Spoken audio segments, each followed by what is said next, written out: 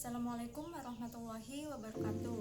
Perkenalkan, nama saya Sofia Traini. Di sini saya akan menjelaskan sedikit pembahasan tentang skema pembiayaan dan dampak ekonomi akibat pemindahan ibu kota negara Indonesia, yaitu Jakarta ke Kalimantan.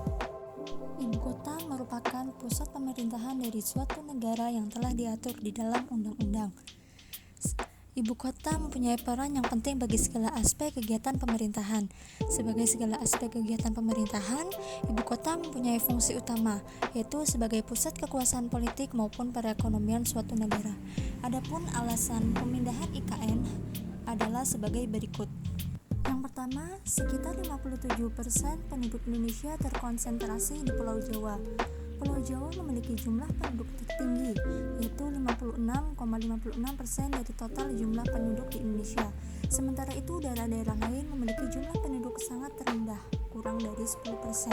Yang kedua, kontribusi ekonomi per pulau terhadap PDB nasional. Yang ketiga, krisis ketersediaan air di Pulau Jawa, terutama DKI Jakarta dan Jawa Timur. Masalah yang keempat adalah konversi lahan terbesar terjadi di Pulau Jawa. Yang kelima, pertumbuhan urbanisasi yang sangat tinggi dengan konsentrasi penduduk terbesar di Jakarta dan Jabodetabek punjur.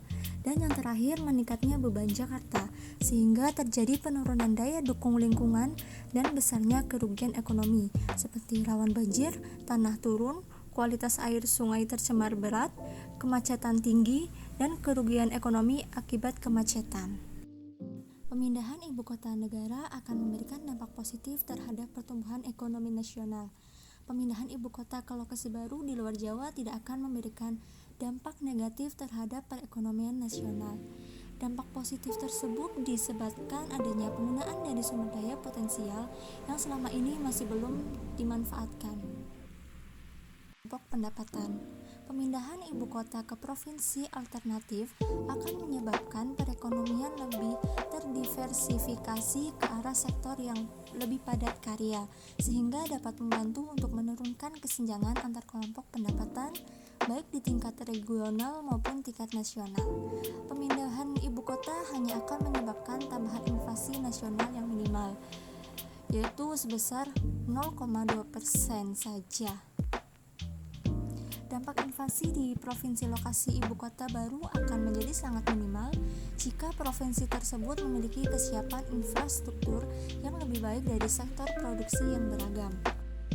Adapun skema estimasi pembiayaan ibu kota pada skenario 1 sebesar 466 triliun dan skenario 2 sebesar 323 triliun yang meliputi istana negara, bandara, pelabuhan, sekolahan, dan rumah sakit.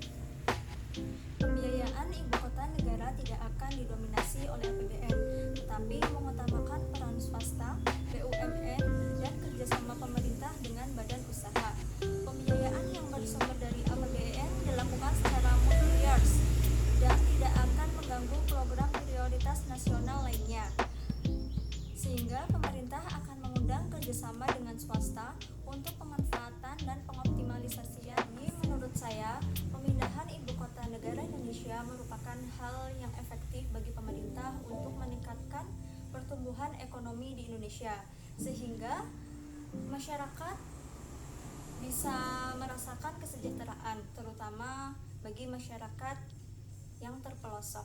Mungkin itu saja pembahasan dari saya, kurang lebihnya mohon maaf.